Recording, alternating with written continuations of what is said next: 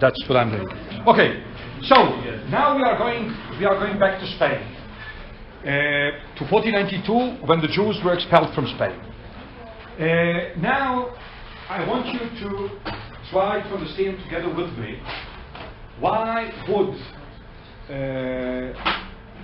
Fernando of Aragon and Isabella of Castilla wish to kick out the Jews?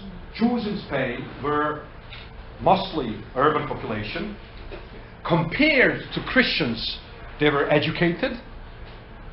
There was, most of the Jews needed to know how to write and read, because you can't be a religious Jew without knowing that. When overwhelming majority of the Christian population was analphabet. Then overwhelming majority of Christian population was agricultural, living outside of the city, and overwhelming majority of the Jewish population were how would you call it, Baalei Mikzoah, professionals in the cities. So why would you want to get rid of such a population? Now you can say religious fever, you can say religious whatever, lunatism, but that's not that easy. The thing is like this: 100 years prior to expulsion, in 1391, there were approximately, we don't know for sure, but there were approximately 600,000 Jews all over Spain. It's a huge number. You have to understand that in that particular moment, Spanish Jewry is the mind and the heart of the entire Jewish people. Right? So, then there were few mendicating monks that started pogroms in Spain, and they organized Spanish Catholic mob, not the church, not the aristocracy, not the king and the queen. It was a mob that entered Jewish quarters, raped and slaughtered and killed and forcefully baptized 200,000 Jews. Okay? Now, there is a problem. According to Christian law, just like according to Jewish law, once a Christian, always a Christian. Once a Jew, always a Jew. What does that mean? According to Jewish law, if a person converts to Judaism on Sunday, and then on Monday he says, well, you know what, I feel like serving idols again. As far as Judaism is concerned, right, he is Jewish, and now he is sinning. We are not saying, oh, he is an idol worshipper who was a Jew for 24 hours and returned to his idol worshipping. No. No, we consider him now to be a Jewish apostate. Now, I'm asking you, on base of everything you know, including the Hollywood movies, in Christianity, you need to be an adult in order to become a member of the church? No. How do we know? Baptize the child. Because you baptize the baby. Now, the same way, you don't ask the baby, dear baby, would you like to be baptized or not? And the same way, you don't wait for that baby 15 years later or 20 years later to say, do you retroactively agree to the baptism given to you by your parents? The same way you cannot undo the circumcision that half of the group was done to by their parents, right? So when you are 20 years old, you can't say, well, I don't go for that. Well, that's it, that's done, right. So according to Christian church law, canonic law, you don't, the baptism is not a willing action. So even being the fact that you can baptize a child, even if you baptize an adult which was not consenting to the act, he is still Christian. This created in 1391, 100 years prior to the expulsion, a huge problem for the Catholic Church. There were 200,000 Jews, most of whom never wanted to be Christian. And now the church had to treat them as Christians. And now the church also had to treat them as apostates if they keep commandments. If many people think that Christian church could persecute the Jews. No. Christian church in Spain could not persecute the nominal Jews. But Jews who were baptized, as far as church is concerned, were not Jews. They were Christians. As such, church was not only entitled, but also had to, from their point of view, make sure that these people were good Christians. You follow that? Now, most of these people tried to observe mitzvot. We can basically, when we speak of 200,000 converts, we can make 4 different profiles. Some of these people were saying, I never wanted to be a Christian. I will do everything in my power to keep Judaism. Other people said, well, where was God when I was baptized? I didn't ask for this. Now, let me do best. Let me get best from both worlds.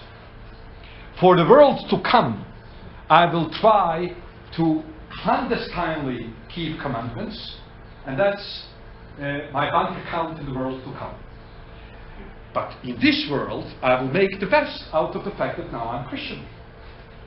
Then there were other people who said, well, you know, if there was God, He would never allow for this to happen. If this happened, I'm just skeptic. I don't really believe in Christian God, Jewish God. There is no God. So there were different people approached their immediate conversion experience in different ways. Now, imagine that this is a Jewish quarter.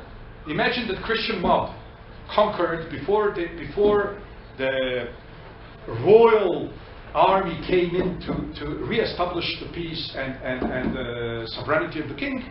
They reached half or third of the quarter. So people who lived at the beginning of the quarter were either killed or raped or baptized. Right?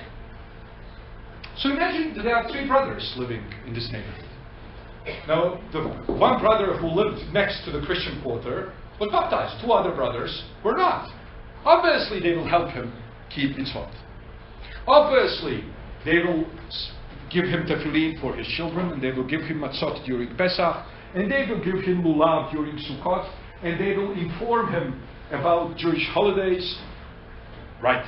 So, the Christian crown in Spain recognized that all the way there is a functioning Jewish community, the Jews who converted in 1391 will never be assimilated into Christian society.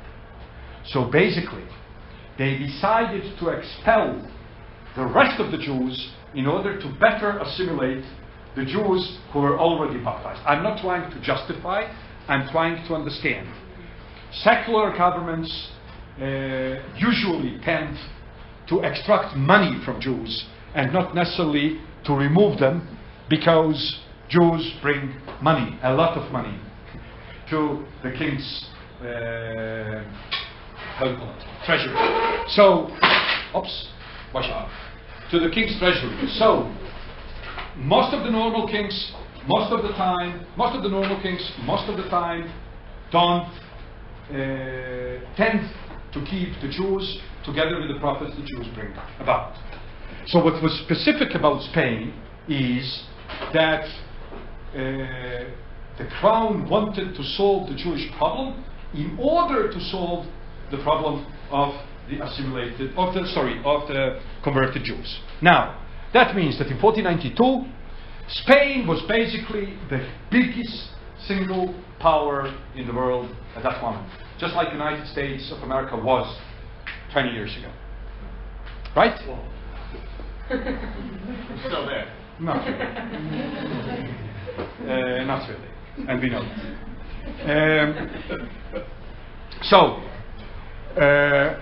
They just reconquered all of Spain, including the last footstep of Moors in Spain, which was Granada. In 1492, the Spaniards kicked out the Moors, the Arabs, from the last footstep of the Moors in the southern Spain. And at the same time, they discovered you guys. They discovered the New World. So they were basically conquering, they reconquered the entire peninsula, and they were conquering the New World, and Gold was so cheap in Spain. When they started bringing in gold from the New World, gold was so cheap that people had, you know, the entire sticks made of gold. Gold was nothing. It was a superpower. Now this superpower decides that it wants consolidation, national consolidation on religious base. In order to incorporate, assimilate the Jews who were converted 100 years ago, they wanted to get rid of the Jews. So, in 1492, after the conquest of Granada, they give the Jews two options.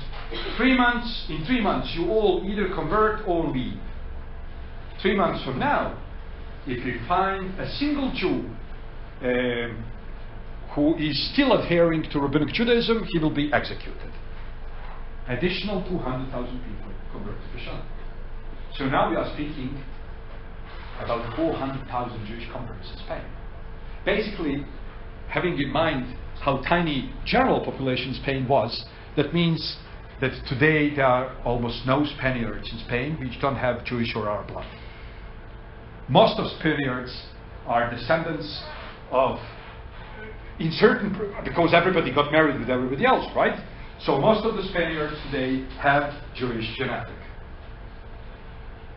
Have some proportion of Jewish genes, as well as Arab genes. Now, 200,000 Jews left Spain. Most of those went to the Ottoman Empire. Now, during their stay in Spain, they had this illusion.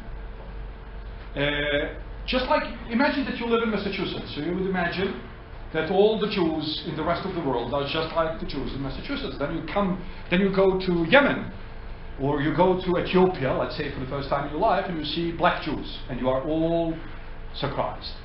So the Jews who lived in Spain, the Jews from Granada believe the Jews in Toledo are just like them. And the Jews in Toledo believe the Jews in Barcelona are just like them. Now, if a single Jew traveled from one place to another, he was sure to discover how crazy those Jews on the new place were. But this was late for him. Or in some cases he could still return. Now, if the Jews from Castilla were to go to Istanbul, and the Jews from Aragon were to go to Adrianopolis, and the Jews from Catalonia were all to go to Salonika, they could still proceed the illusion of Jewish unity.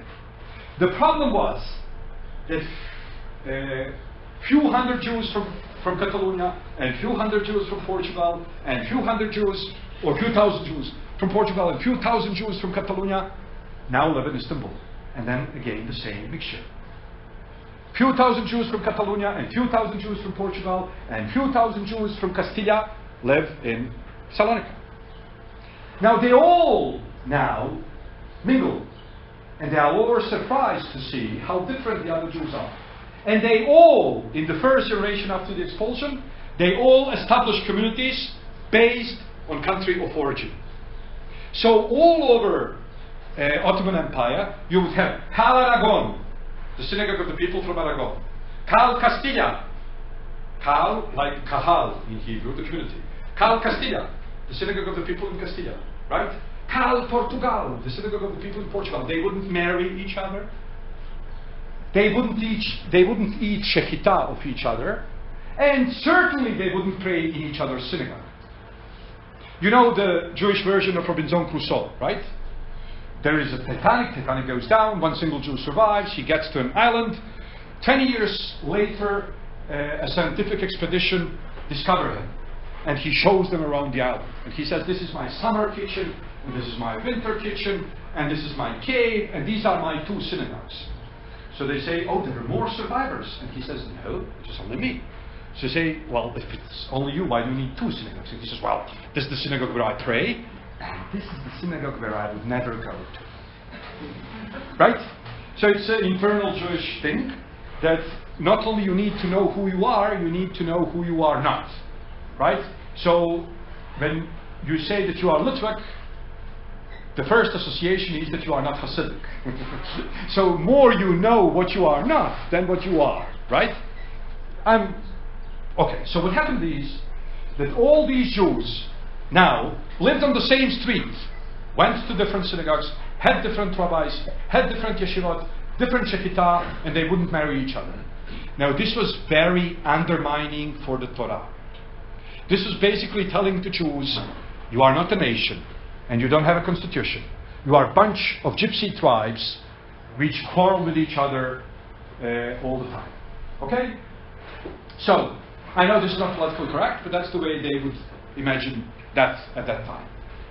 It was undermining for a nation that imagined itself to have a single Torah which unites all the Jews. And then, every single thing in that Torah that you do, your Jewish neighbor does differently. Right? Do you watch at your nails when you do Havdalah or not? Do you stand when you say Kiddush or you sit? Right? Do you anything? Anything.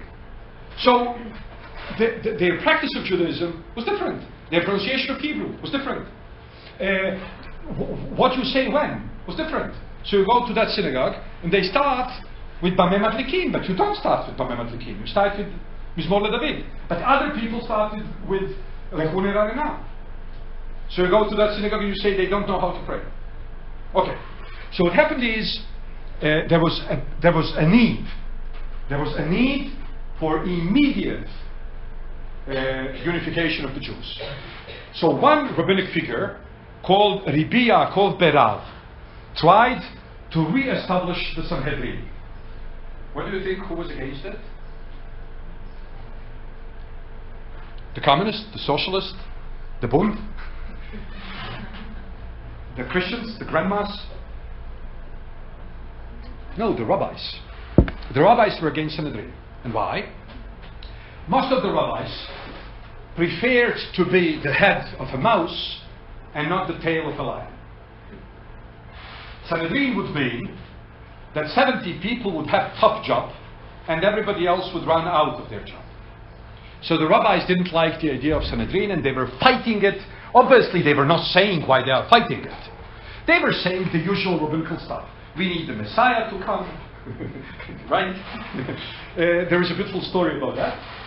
So this is small digression. This is a small digression. Sarajevo. I'm returning to previous lecture. A Jew comes home and he's, sorry for my English, pissed off. So his wife tells him, would you like something to eat? No. This is at the time when wives still cooked. So would you like would you like something to eat? And he says, and show me. So, okay. So, would you like something to eat? No. Would you like something to drink? No. Would you like some coffee? No. Sepharad Jew who doesn't want the coffee? That's strange. Would you like the nargile? She says. Right? He says, no. She says, what's wrong? He says, listen, we didn't have a penny. And Mashiach was not coming. Now that finally we made some money and we opened the store in the shuk, the rabbi told us today that Mashiach might be coming. He says, oh, don't worry. God who saved us from Haman will save us from this Mashiach also.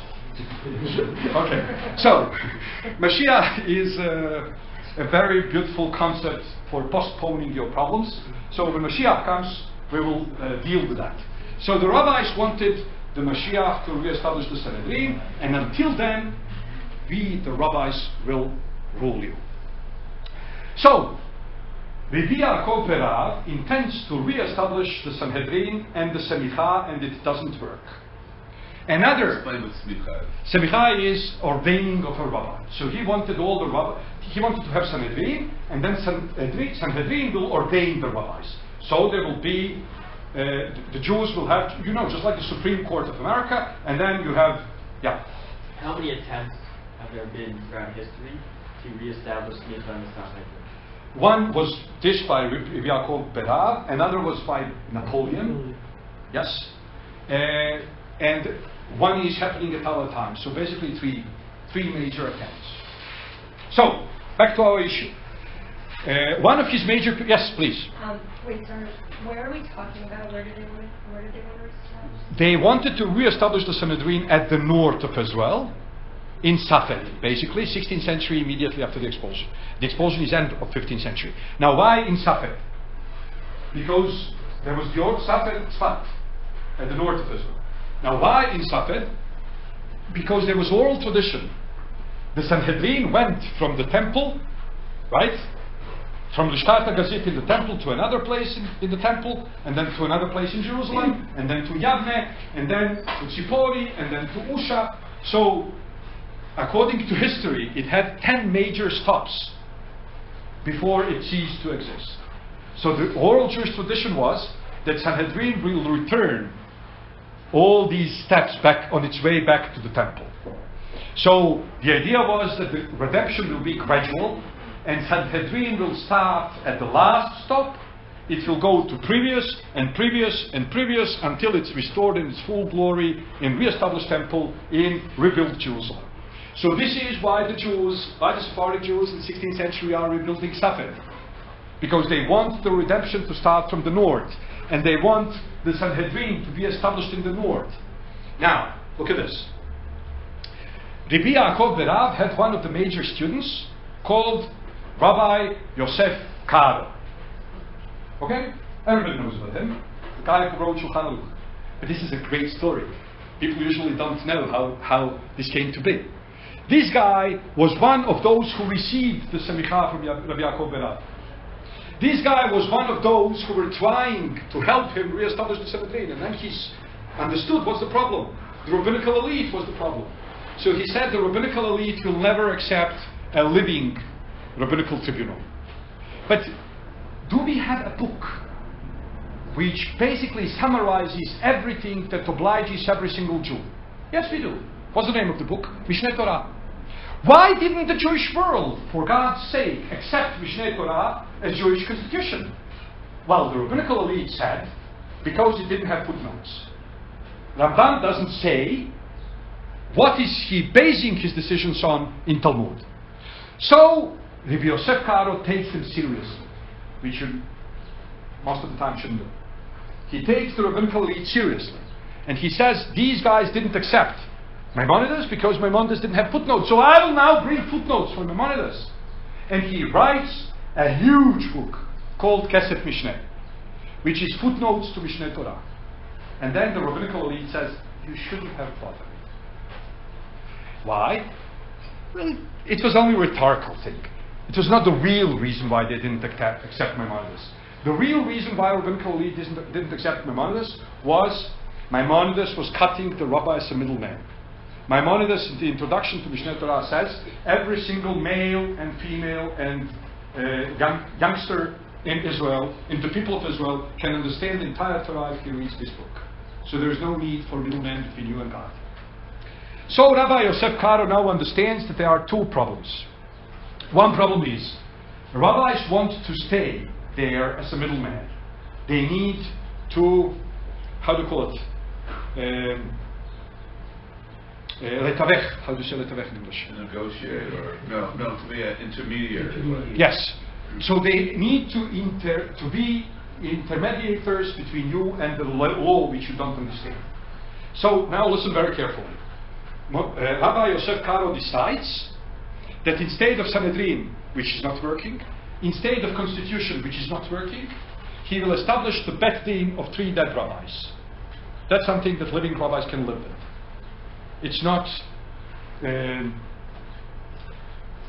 too big a challenge to the village. Basically what he's doing, he's trying to bring union between the expulsees and the local Jewish communities to which they came. There were 3 Jewish traditions in the world in which now, in the virtual Sepharad, in which now the expulsees join local Jews. And these are Rif, Rambam, and Rosh. Rosh is the Christian Spain, the Jewish tradition of Christian Spain. Rambam, Maimonides, is the Jewish tradition of Muslim Spain. Rif is Jewish tradition of North Africa. Now, Yosef Karo says, we have different traditions, but 3 main traditions are tradition of Christian Spain, tradition of Muslim Spain, North African tradition. I will take these 3 rabbis. I will run every single halakha by all 3 of them. And I will always go by the 2. So this, first of all, it sounds beautiful. It's solution for all Jewish problems. He takes the book written by son of Rosh, called Arba'a Turim. And he says, just the way he wrote the commentary on Maimonides' Mishneh Torah, now he says, I will write a commentary on this book. Everything this guy says, I will say, Rif says this, Rambam says this, Rosh says this. We go by the majority. There is a trick to it. The trick is, Rif and Rambam always agree. So that means that the game is sold from the beginning, because always the tradition of Muslim Spain and North Africa will win against the tradition of Christian Spain. This also shows us where Yosef Karo's heart lies. And this book is called Bet Yosef. Now, if you are knowledgeable about Judaism, you will pay attention that the name of his first commentary, his commentary to Maimonides, is Kesef Mishneh, secondary money. And the name of his commentary to Arba'a Turim is Bet Yosef, the house of Joseph. These two words, the secondary money and the house of Joseph, are from the same pasuk, from the same verse in Torah. You remember? When the brothers came to Joseph and they asked for some wheat, and they paid for it, and he puts their money on the top, right? So when Jacob sends them back, he tells them, take the money, the first money that you brought with you in Egypt, and take Kesef Mishneh on top of it. And then they were brought where? To the house of Joseph. So it's all premeditated. He writes this huge commentary called Bet Yosef. Now, the rabbis say, wow, this is huge. On one side, you have entire Torah on one single, you have on one, yeah, this is huge. Yeah, I see where you're going from. Okay, so, I have all the best words. Okay, so this is huge. You have the entire Torah on one single page, but you still need a rabbinical middleman, because it's too complicated for a normal person. Now the entire Jewish leadership turns to the Sephardic Jewish leadership, turns to Yosef Karo, and they tell him, listen, you are helping us. You are helping the Jews of Aragon and Jews of Portugal and Jews of Morocco have one single Judaism. Now we need you to summarize this huge commentary. And that's how Shulchan Aruch came into existence. Shulchan Aruch is the summary of Bet Yosef. Okay, now forget all of that.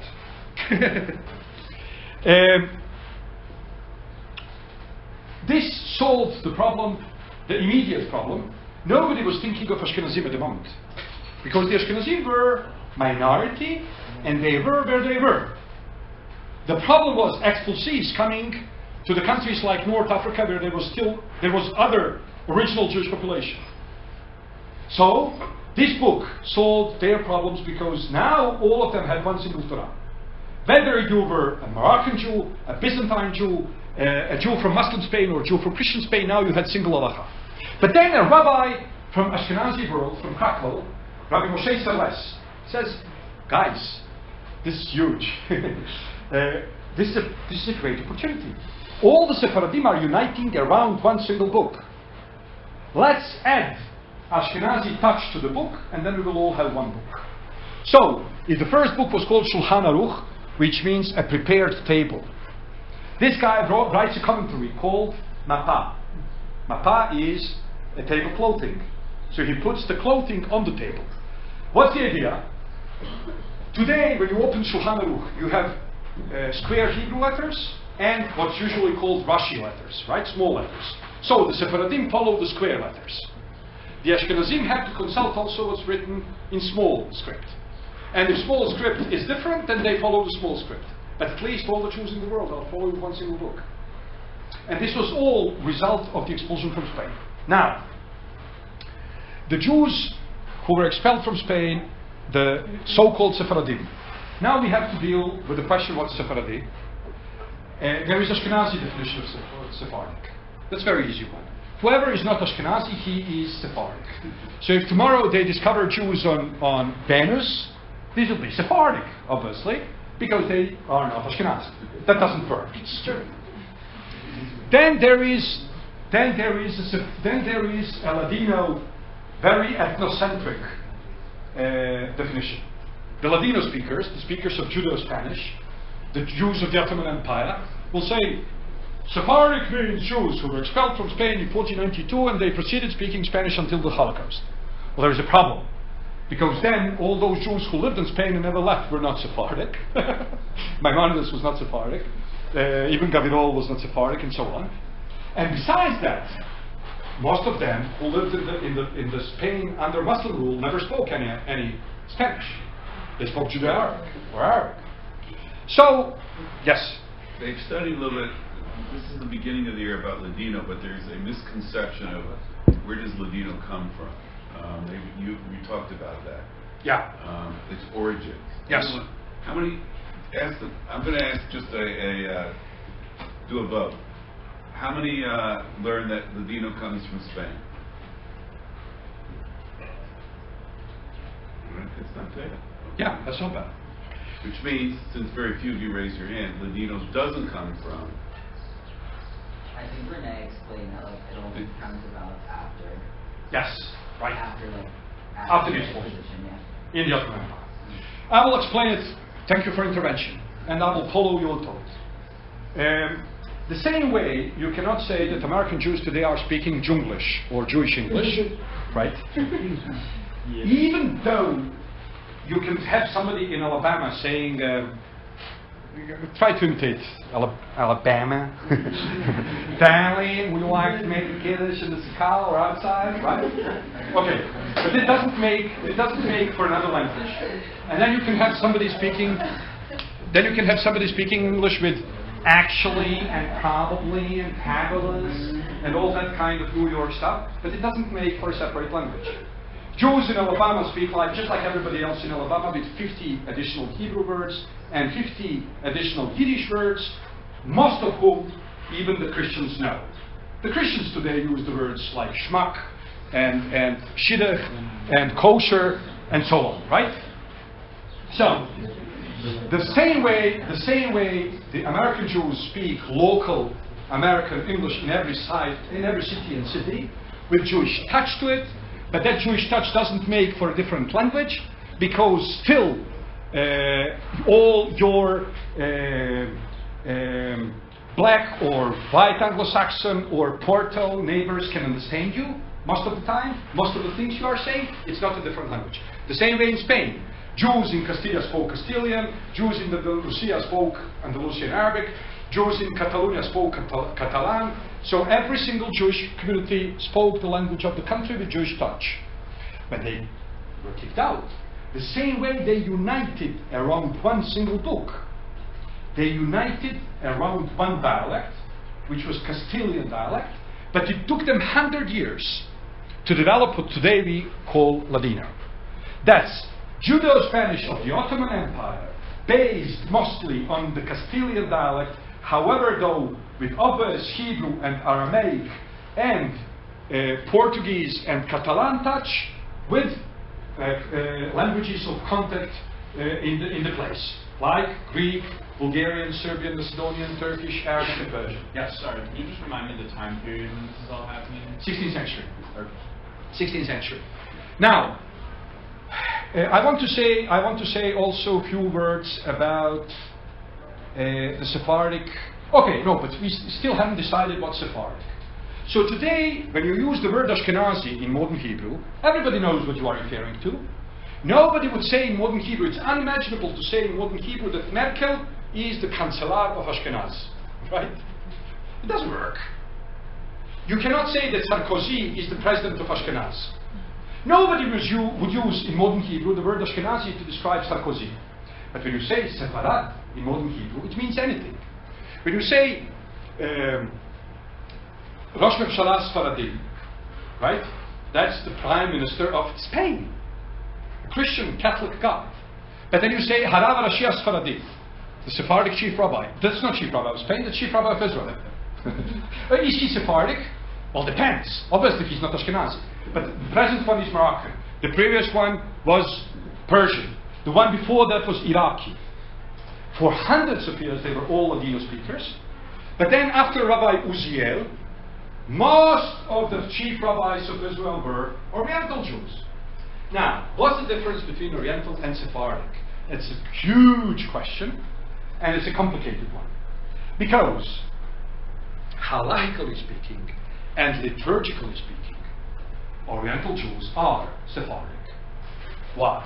Because they follow the halacha that was established in Christian and Muslim Spain, combined with Rif, right? And they follow the liturgy that was established in Spain and later developed by Spanish Expulsion Sepharad. However, though, ethnically, most of them don't have anything to do with Spanish Peninsula, with the Iberian Peninsula. Wait, just a moment. So, the Jews in Kurdistan, they are Sephardic culturally, but not ethnically. So basically, we need to split the term Sephardic into two terms. Sephardic in strict sense, ethnically and culturally Sephardic. These are only the Ladino speakers. Then, culturally Sephardic, ethnically Oriental. That's what you would call today in modern Hebrew Sepharadi, Mizrahi, in English Oriental Jews, Sephardic Oriental Jews. So you have a party in Israel which is called Shas. Now if you go, Shas means Shomrei Torah Sepharadi, Sephardic Torah guardians. Now if you go to Ladino speakers, they say, why do they call themselves Sephardic? Nobody's Sephardic, everybody's Iraqi and Kurdish and from Kurdistan and from Morocco. Well, you can't have both ways. You can't culturally conquer the entire East like Sephardim did and then tell them you are not Sephardic. It doesn't work. The Sephardim, the Ladino-speaking Sephardim, have the same problem as French. First they conquer Morocco and Algeria, and then they keep telling the Moroccans and Algerians they are not French. It doesn't work. Either you conquer or you don't. If you do, then you have to give citizenship. So basically, scientifically speaking, we need to separate between two types of Sephardim. Ethnical Sephardim and cultural Sephardim. Ethnical Sephardim are Ladino speakers, and they are not more than 300,000 people in the world today. 200,000 in Israel and 100,000 outside. Very tiny population. And then you have like 5 to 6 million Oriental Jews who are Sephardic culturally. Now, Oriental Jews and Sephardic Jews have had the same approach to halakha, which is very different than the Ashkenazi approach. Now, the Ashkenazi approach, first of all, is divisive.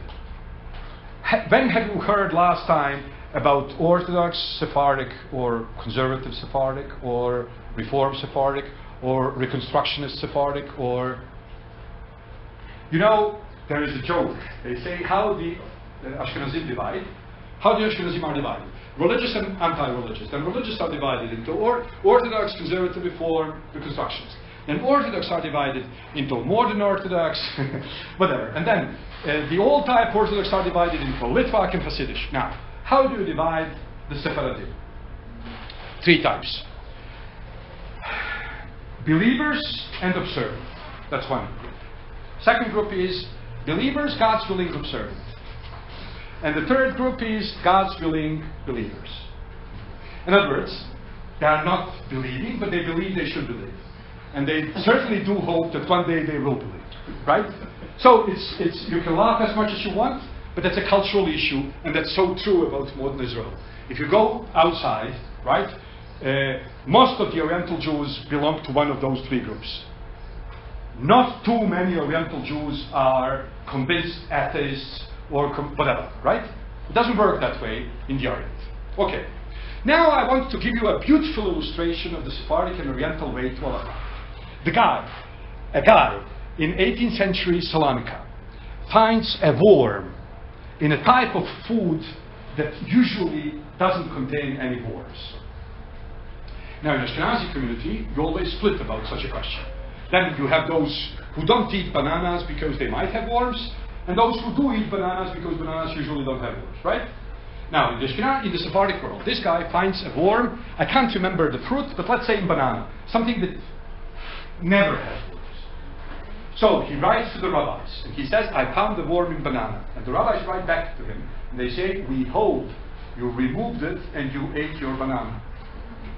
So he writes to the Bet Din in Jerusalem, and he says, woe to the generation in which so past to come, that the guardians should slip during their guardianship.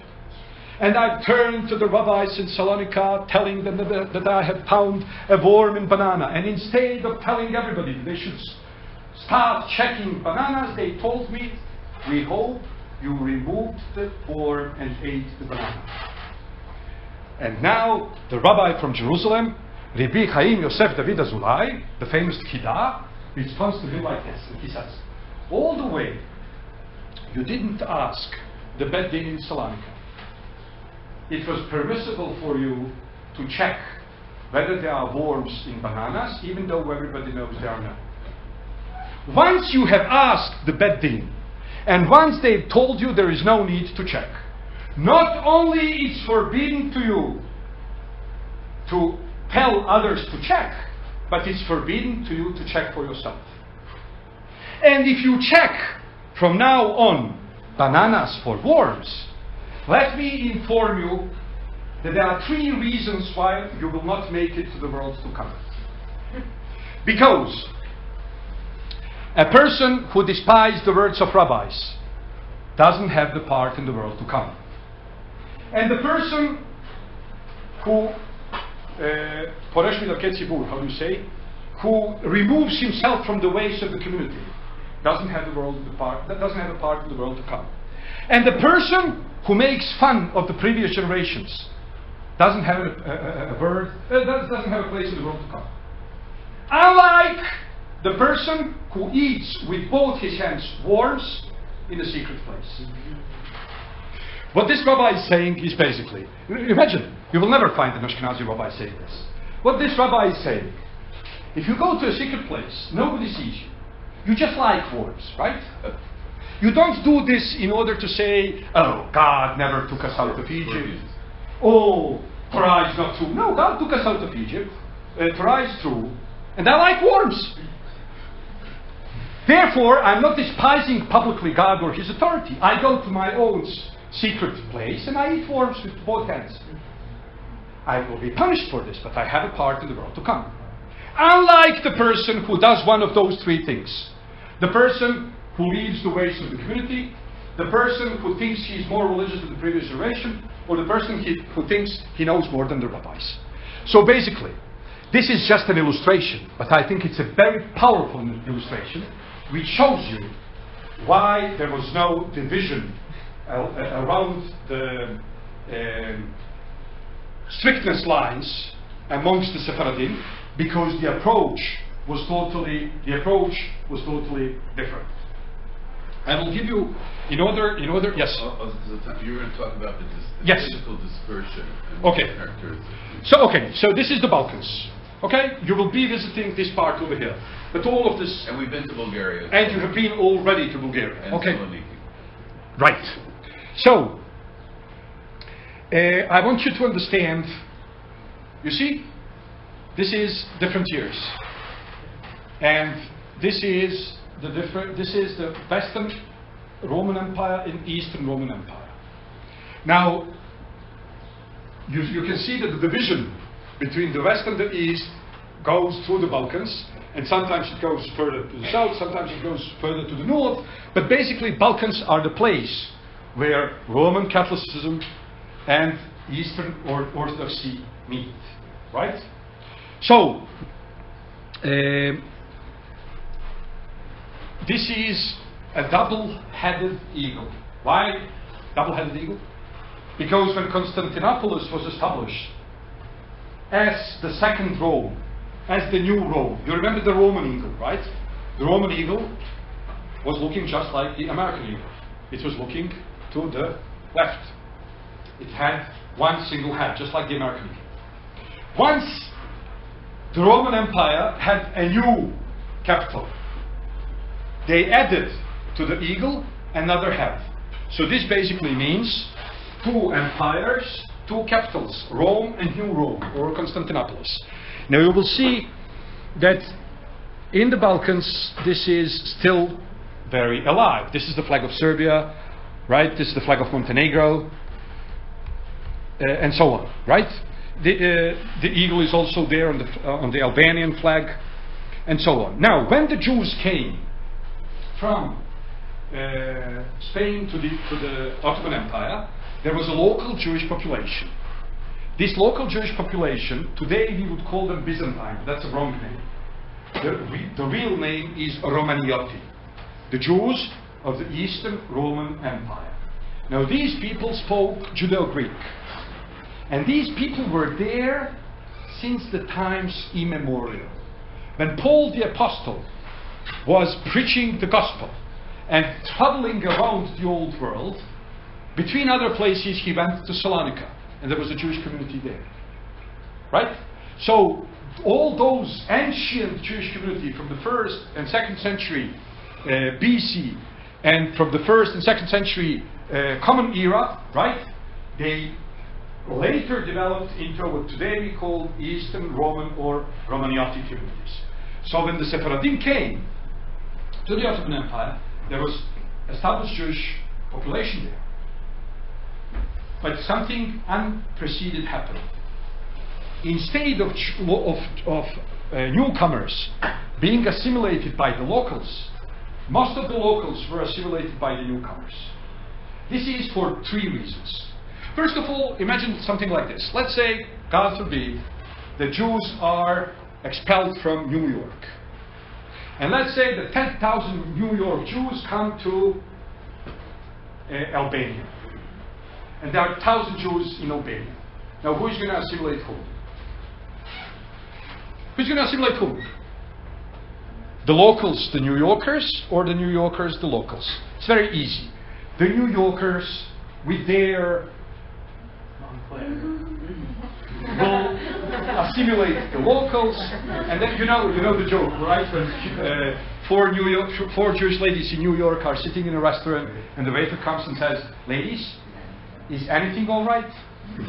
Right. So very soon, the local Albanian Jewish ladies would also start complaining about the gluten, and they would stop eating anything that's food, right?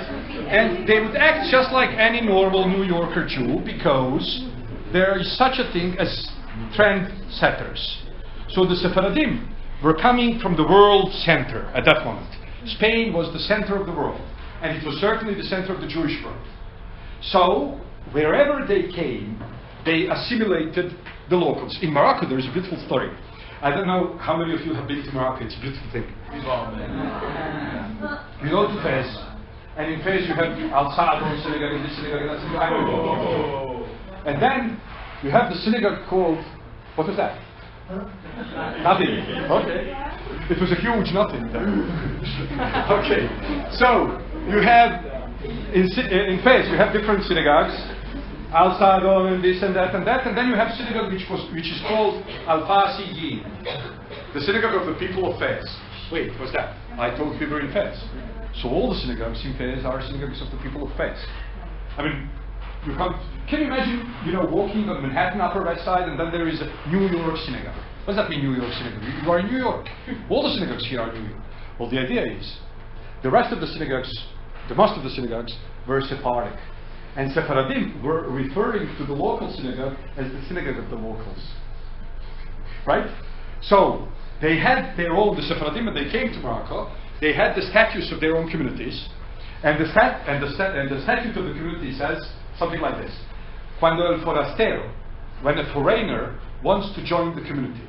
Now, the word foreigner refers to local Jews who lived there 1,000 years, right? Now, Sephardim, which has this Manhattan mentality, they consider local Jews who lived there for 1,000 years, they are foreigners. But the Sephardim, they are whatever, right? So, what happened is that the Sephardim assimilated most of the Jews of the Eastern Roman Empire. First of all, because of their numbers. Second of all, because of their cultural superiority. And third of all, because the Byzantine Jews, they spoke Judeo-Greek. But Greeks were not anymore the ruling power in the area. Turks took over. So there was no reason for the Sephardim to learn Greek. Right? But what was the reason for the Greek Jews to learn Spanish? And now here we are coming to the story of virtual Sepharad. or the biggest ever thalassocracy. Thalassocracy means, just like aristocracy or anocracy, katein in Greek means to rule. Thalassos means waves. Ruling via waves, or ruling on the sea, is called thalassocracy. Now, the Jews were kicked from Spain. They went all around the Mediterranean Sea. But they never went too much into mainland. So the new Jewish country, which had its borders, but it didn't function as a real country, the virtual Sepharad. What's the difference between Spain and Sepharad? Spain was not part of Sepharad. The virtual Sepharad was established when Jews were kicked of Spain. And they've established it around the Mediterranean Sea. Now, the main difference between the Sephardim and the Ashkenazim is that Ashkenazim are a river-centric community. Ashkenazi communities developed around rivers. So you can follow how one Ashkenazi community starts, and then 100 years later you have one up the river or down the river, many a time both. These communities, just like Jewish communities any place, have to do with international trade, but this was a river-based trade. Now the Sephardim, the Ladino-speaking Sephardim, they functioned as Venetia. Have you been to Venetia? It's confusing, isn't it? It's the opposite of Petra. Just like in Petra you have too much stone, over there you have too much water. So you go and you know, you leave the synagogue and you don't know how you get to the land. The Jews lived like that. The Spanish Jews lived like that. First of all, they lived on the seaside. Then they developed smaller communities in the mainland, but it's always 3 hours from the sea. It's right today, when you go by car, or we would say by a donkey, it's 10 hours from the sea. But it's never 20 hours from the sea. Now, I want you to pay attention to something interesting, and then we will have to be finishing slowly. Yeah. Yes. But Tel Aviv was built by whom?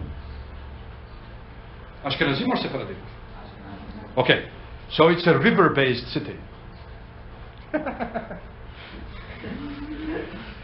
you been to Tel Aviv? Yes. Okay. How much humidity is there in Tel Aviv? Humidity. Humidity. Very good. Yeah, very humid. So you sweat a lot in Tel Aviv. You sweat a lot in Tel Aviv. Okay, Ashkenazi communities built their cities around the same way they developed around the rivers. They built their cities on the rivers.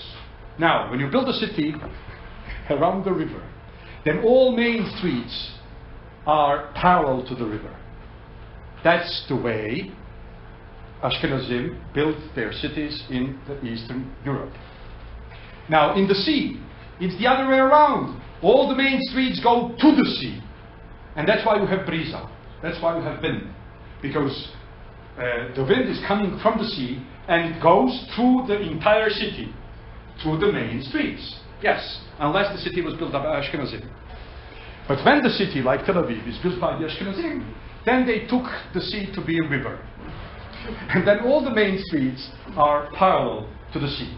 So the first street closed the air totally, and then second, third, and fourth cannot breathe anymore. So back to our main issue. It's impossible to learn such a huge culture as Sephardic culture, which has 1,000 years of life in Spain before the expulsion, and which has 500 years in the Balkans after the expulsion. All of that in 2 classes on one back. But you have been exposed to the culture. You will go and you will see the things, and that's very important, and this is why I want to bless the Kibbunim for what they are doing. Because listening about something is one thing. Going and actually seeing that is another thing. When you go to Sarajevo, I want you to pay attention where to the Sephardic temples are facing and where two the Ashkenazi temples are facing. Now, that's beautiful. If you ask them, everybody will tell you towards Jerusalem. Then you come to the Sephardic temple and it's towards the south. And then you go to the Ashkenazi temple and it's towards the east. Why? Because the Ashkenazim, who were newcomers to Sarajevo, they proceeded building the temple having in mind where Jerusalem is looking from Ukraine, and where Jerusalem is looking from Galicia. So they put the Teva they put Aron HaKodesh towards the east, because that's where the Jerusalem is when you look at it from Ukraine. And the Sephardim, okay, who lived there since the times immemorial, they put it on the south. Now, scientifically, it's neither east or south, it's southeast. So basically, you will be seeing all these places and you will be exposed to one of the beautiful chapters of Jewish history, and I'm sure you will enjoy it. Jay here has my email, so any kind of question related to Sephardic history or culture or to Jewish life in Sarajevo, you are all more than invited to ask. If you have any quick question now, we don't have time. We're going to take a break till 4:15. Rabbi Dov, who used to be the head of the program, is speaking to us, continuing with this exploration. It's the last lectures we have for the year, and trying to tie together our explorations both academically